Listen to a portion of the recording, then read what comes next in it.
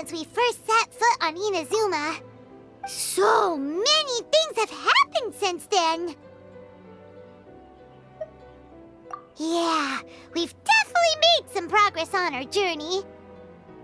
So, where should we go today? Huh? What's up?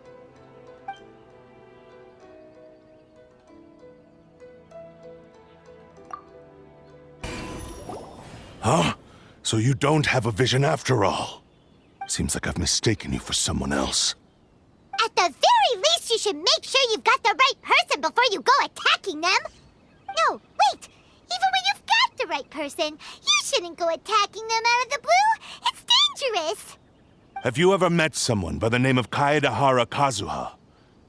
He carries a sword just like you. I've also heard that he possesses an anemo vision. That's none of your business. Never mind. You don't look like you know anything anyway. I'm wasting my time. What the heck is this guy's problem? Coming around here, waving that weird sword in our faces, and he didn't even apologize. Seems like a real nutcase. Well, one thing's for sure. No way are we telling him anything about Kazuha. Right? Paimon has a feeling, though, that even if this guy gets to challenge Kazuha to a duel, he won't be able to beat him. Anyway, just to be on the safe side, we should go find Kazuha right away and tell him to watch his back. Oh? What kind of hunch? A special connection? You mean beyond already knowing each other? Yeah, maybe a little. But then again, most people look pretty much the same once they start fighting, so that doesn't really prove anything. Anyway, there's no time to lose. Let's go tell Kazuha so we won't get into any danger. Paimon heard that the Crux fleet is stocking up in Rito at the moment. Let's look for him there.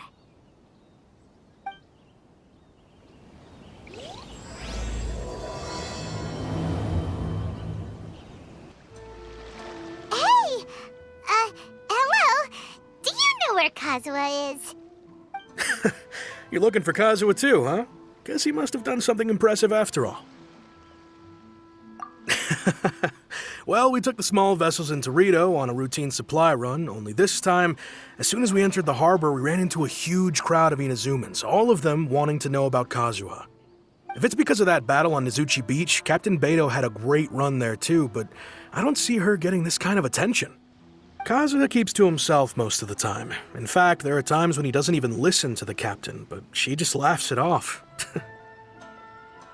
Oh, so you still don't know what he did? I've heard bits and pieces. Something about him blocking the Raiden Shogun's Muso no Hitotachi. Is it really as big a deal as everyone's making it out to be? Really? Wow. When you put it like that, it all makes sense. In that case, his newfound stardom is well-deserved.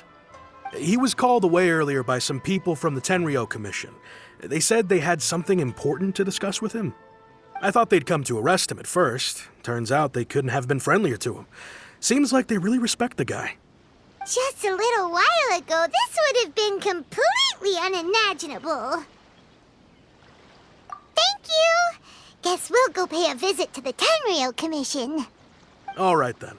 I'll just stay here and carry on trying to fend off the crowd.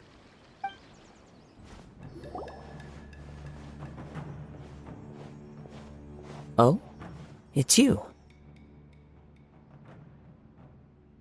Greetings. We were just discussing the repealing of the Vision Hunt decree. Since you're here, you're very welcome to listen in on the conversation. We invited Mr. Kaidahara here to extend a gesture of goodwill on behalf of the Shogunate. Your hard work has secured for us the agreeable state of affairs that we now enjoy. Also, I've been granted the chance to correct my clan's past mistakes, and for that, I'm deeply grateful. The Almighty Shogun has issued a large array of directives aimed at resolving, or at least easing, the tensions that have built up over the years. The Tri-Commission has made the recommendation to use this opportunity to restore the honor of the Kaidahara name. Regarding the history of the Kaidahara clan, I trust that you're already somewhat informed? In short, there was once a group of select bladesmiths who served the shogun directly, responsible for upholding and further developing the traditional blade forging arts of the almighty shogun. The Kaidahara clan belonged to this class. But there came a time when some of these bladesmiths revolted and fled to Snezhnaya. Both the Kaidahara and Kamisato clans were held accountable for lax oversight and entered a period of great turmoil. We later learned that the whole misadventure had been secretly orchestrated by the Fatui. Attributing all of the blame to the Kamisato and Kaidahara clans was neither proper nor just. Considering Mr. Kaidahara has once more made an outstanding contribution to Inazuma, the almighty shogun believes he should not only be rewarded for his achievements, but also receive recompense for the excessive punishment borne by his clan in the past.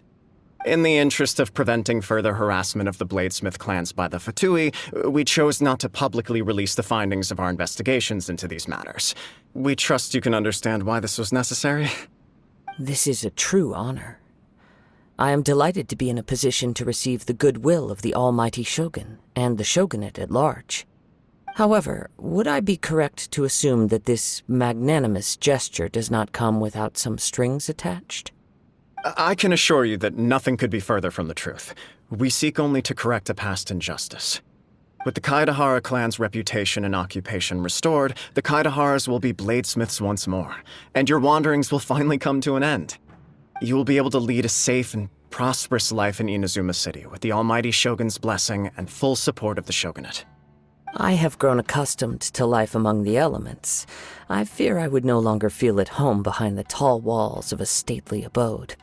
Yet my ancestors did indeed take great pride in the name of Kaidahara, and the art of blade making for which it stood. I do have a responsibility to restore their honor. I sense some hesitation in your words. Should you accept this offer, I imagine many of the malicious rumors currently circulating through the populace will disappear. Malicious rumors? All we heard on the way here was so much praise that we almost wondered whether there was another Kaidahara Kazuha in town. Well, to some, the Muso no Hitotachi is something that can never be defeated. They cannot accept the idea that Mr. Kaedahara really parried the shogun's strike. Also, eyewitnesses saw him using the power of Electro in addition to that of Animo. As a result, the falsehood that Kaedahara Kazuha was using a delusion began to spread. What? But that doesn't make sense. Using a delusion turns you old and frail, and Kazuha still looks fine. That is correct. However, to some people, the idea of a single person wielding two elements at once is a more inconceivable notion still. This is just one of many similar rumors. I am very uncomfortable with being the subject of public discussion, no matter whether it brings suspicion or stardom my way. But perhaps if the shogunate is willing to publicly support me, this situation will blow over more quickly. This is precisely why I encourage you to give our offer some serious thought. It stands to benefit all of us. Please allow me some time to consider. In fact, let us put this discussion on hold for the moment. Well then, what brings the two of you here? Yikes! We nearly forgot about the most important thing! Why would such a dangerous individual be looking for me?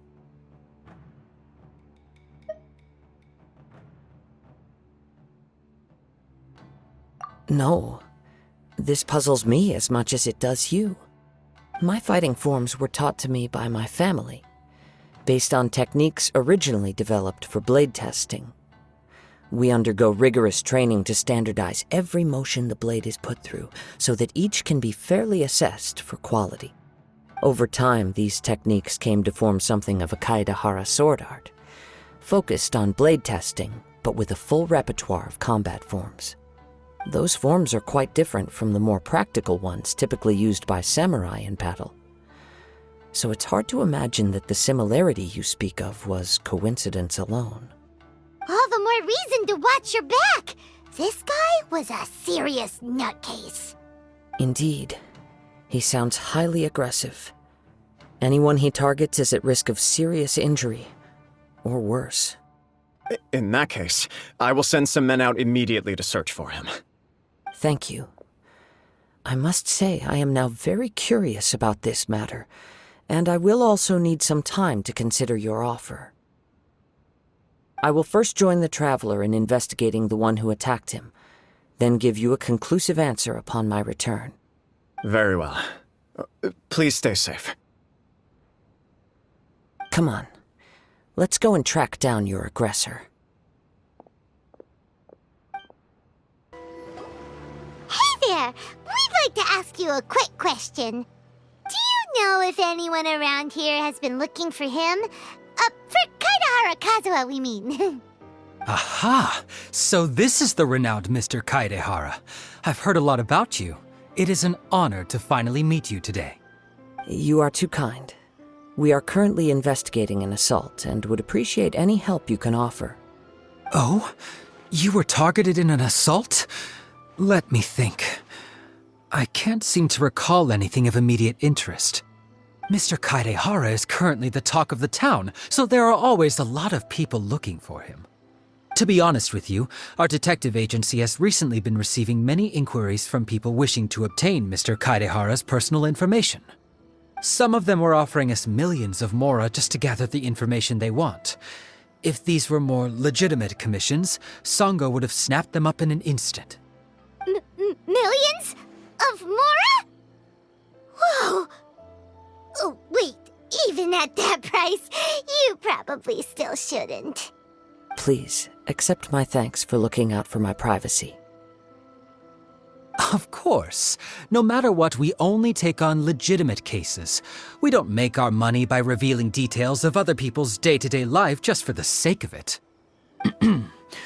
Sorry, I got a little off topic.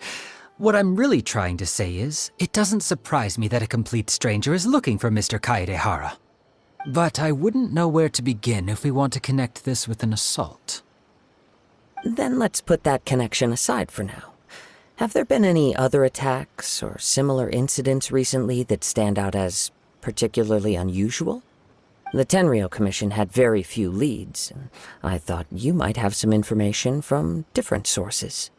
It's true that the commissioners aren't clued up about every little thing that goes on out in the streets.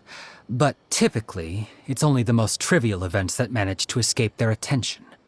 If anyone had been out there attacking people, that would be assault, in which case the Tenryou Commission would absolutely get involved. That does make sense. Uh-oh. Looks like the trail's already run cold. I still find it difficult to believe that whoever attacked you hasn't been causing any trouble elsewhere. Few people possess your prowess in battle. So unless you were the first person he targeted, someone is certain to have been hurt by now. I am well aware of your talents. There is no need to be humble around me. In fact, I'm quite relieved that you were the one he targeted. It would cause me great grief to see someone become critically injured or lose their life because of me. For the poor victim, this would be a completely senseless crime. Don't worry, we'll find him. It seems you are every bit the selfless hero they make you out to be, Mr. Kaedehara. Surely this same concern for your fellow man is what drove you to fearlessly raise your blade against the almighty Shogun. You flatter me. Truth be told, I don't know quite what came over me in that moment. You are much too humble. Don't worry, I completely understand your concerns. I will try my best to gather whatever leads I can for you. Oh, actually, there was one strange incident over the last few days. It doesn't involve an attack, though. Let me tell you about it just in case. Sure. During times like this, the more information we have, the better. All right, then. Recently, 2 people went missing from the city at around the same time. One of them is a pretty well-known collector, surnamed Nagato. The other, Amenoma Yuya, is a samurai from the Amenoma clan. Amenoma! Now there's a familiar name. Right. Yuya is the nephew of Amenoma Togo, the owner of Amenoma Smithy. Two grown men going missing at the same time. Their cases are likely connected, but I don't know much in the way of details. I recalled this because Amenoma Yuya is also an accomplished martial artist who is skilled with the blade. Perhaps he is the one you are looking for. Understood, though it seems highly unlikely to me. I neither know this man, nor do I have any idea why he may wish to attack me.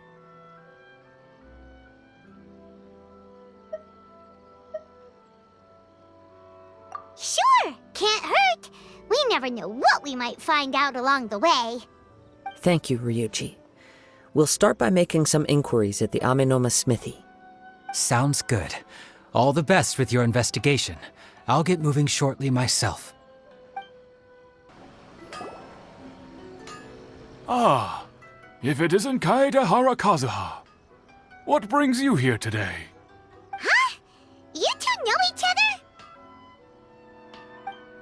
Yes, the Kaedahara and Amenoma clans were both members of the Raiden Gokaden.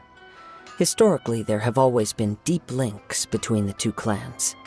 After I returned to Inazuma, I visited Mr. Amenoma to pay my respects. Let me quickly explain. The Raiden Gokaden was the collective term for the 5 most acclaimed bladesmithing arts in Inazuma. The techniques of blade making were personally bequeathed to the Raiden Gokaden by the almighty shogun, and over time, further honed and enhanced by the most talented craftsmen. Unfortunately, a series of events led to the gradual decline of many clans in the bladesmithing trade. Today, only the Amenoma clan has kept its art alive. So sad. It is a great pity indeed. In the old days, we each had our specialties, and just as iron sharpens iron, so too did we learn much from each other.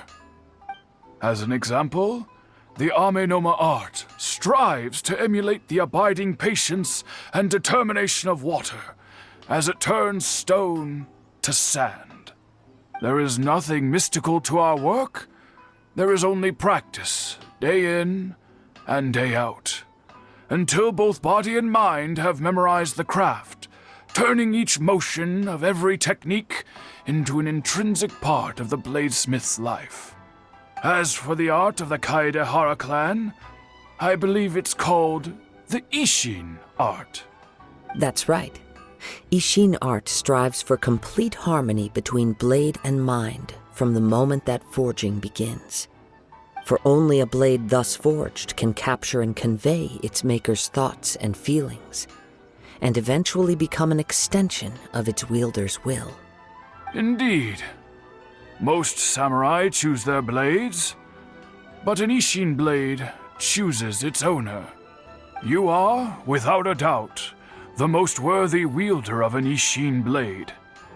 It gladdens my heart to see that although the Kaedahara clan has fallen on hard times, its ideals and virtues are alive and well. You overestimate me. My actions are guided by my own personal sentiments, not by any noble aspirations on behalf of my clan. But let's get back on topic.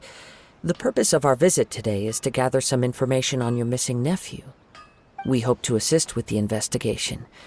It may turn out that this case is connected to another we are pursuing. Ah, yes. My nephew. I reported the case to the Tenryou Commission, but I haven't heard anything back so far. He didn't say a word before he left, which is very unlike him. I'm still completely at a loss on what to make of it, but I've done what I can so far. Worrying is futile. All I can do now is wait for the news from the Tenryou Commission. We heard that there was a collector involved in the disappearance too. Know anything about that? Yes. On the morning that Yuya went missing, he gave me a very cryptic look and said that he was going to give me a great gift. I believe he went to collect the item from Mr. Nagato after that. The next thing I heard was that a fire had broken out at the warehouse, and neither of them came back. Yes, strange, isn't it? I wonder what could have caused it. Unfortunately, there was very little evidence left behind, so nobody knows what really happened. Do you have any thoughts on what Yuya may have wanted to give you?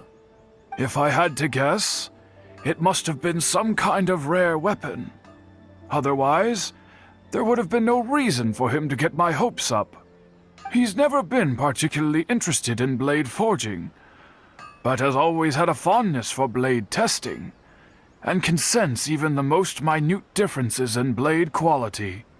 He is extraordinarily talented in martial arts, particularly when it comes to the art of the sword.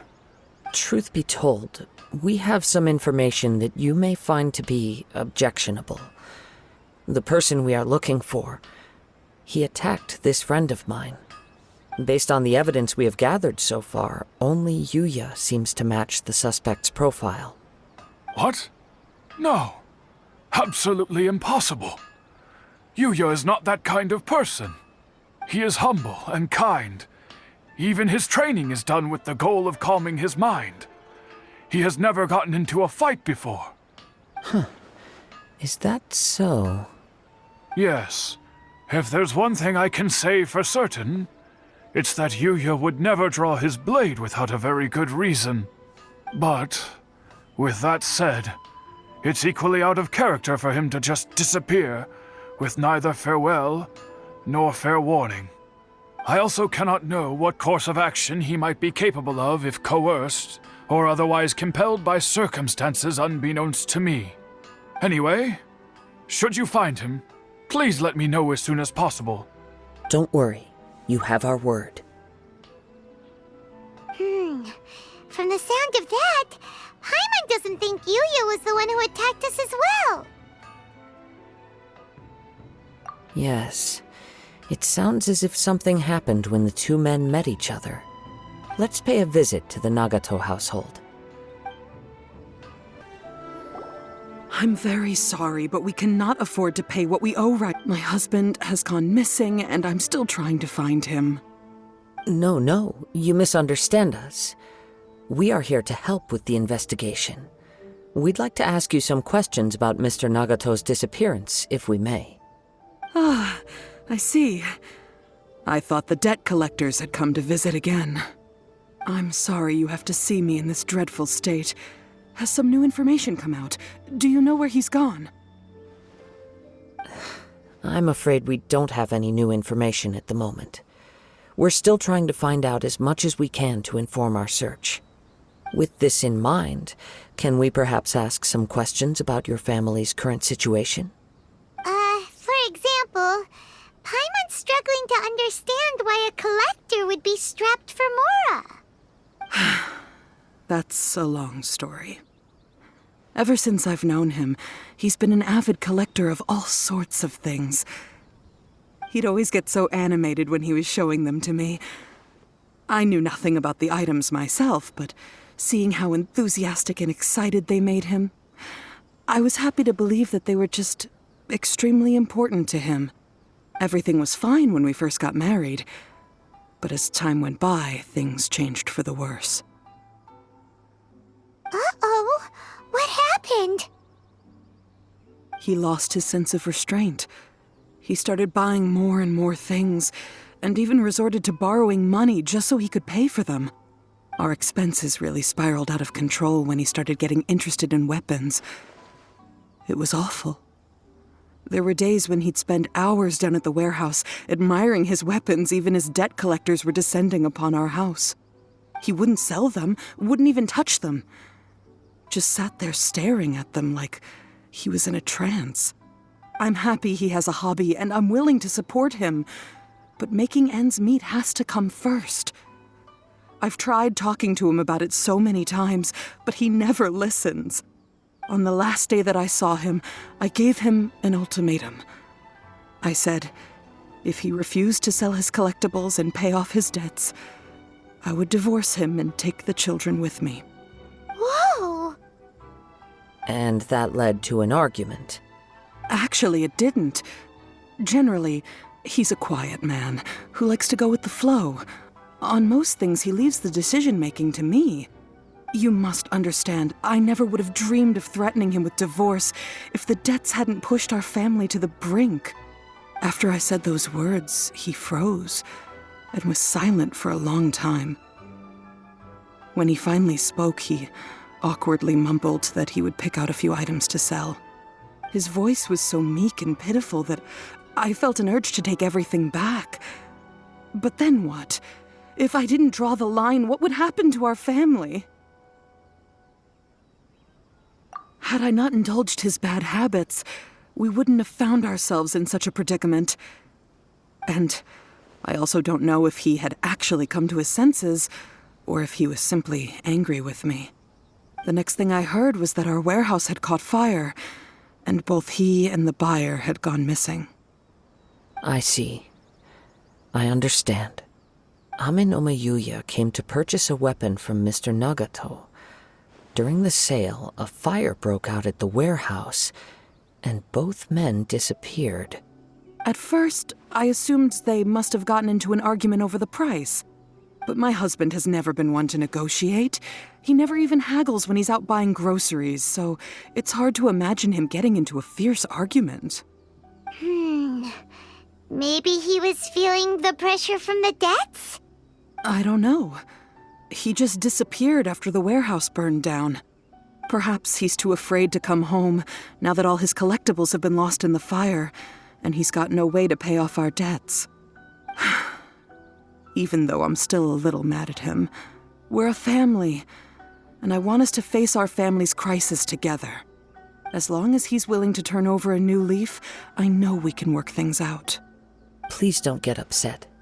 There could be more to this situation than meets the eye.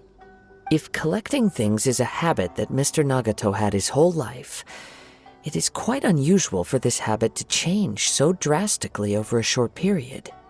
But the information we gathered from the other side suggests Ame no Mayuya is also a mild-mannered man who would not be likely to start an argument. This situation is getting a little confusing. A little confusing? More like completely mystifying. Let's try a change of scenery and see if we can piece together what we've learned. Rest assured, we'll notify you if we find anything. Thank you so much. I just want him to come home.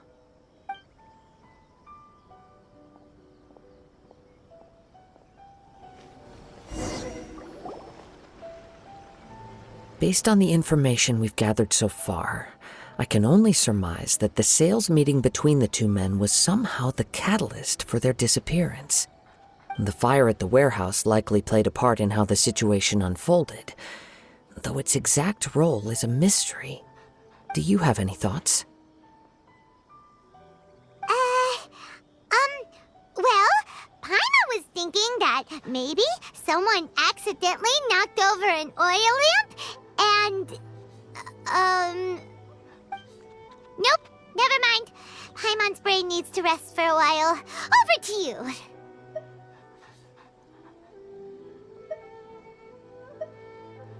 An interesting explanation. I was also considering this possibility. Ame no Mayuya is an expert on swords. He could have noticed some problematic details about Mr. Nagato's collectibles. Maybe he recognized a blade as a fake, or a well-known stolen item. Either way, after arguing about it, the two men agreed to hide the truth of this matter. They thought a fire would destroy everything. But then the Tenryou Commission began investigating and uncovered some incriminating details, so they fled to protect their secrets. But it's a far-fetched theory. I can't imagine how they would have been able to reach an agreement. One fact that I keep coming back to is that Ame no Mayuya is polite and well-mannered, while Mr. Nagato is introverted and passive. Neither seems like the type of person who is inclined towards initiating conflict. Mr. Nagato, being heavily in debt, is also the only one of them with the potential motive to disappear after the fire. The more I ponder it, the more puzzling it becomes. Just what could have happened there? Right. Although the time frame seems to broadly match, no other details that we've learned seem to link the two events together. Amenoma Yuya lacks a key distinguishing feature of the attacker, namely that he is principally a practitioner of the blade testing techniques of Amenoma art, not those of the combat-oriented Ishin art. Darn! We thought we could get two birds with one stone here, but at this rate, it's starting to look like a wild goose chase. Let's keep going, since we've come this far. If we can solve the case, both Mr. Amenoma and Mrs. Nagato will be able to get some closure. Okay, but where should we go now? Let's head out of the city and check out the warehouse. There's still a chance we may be able to find some shreds of evidence.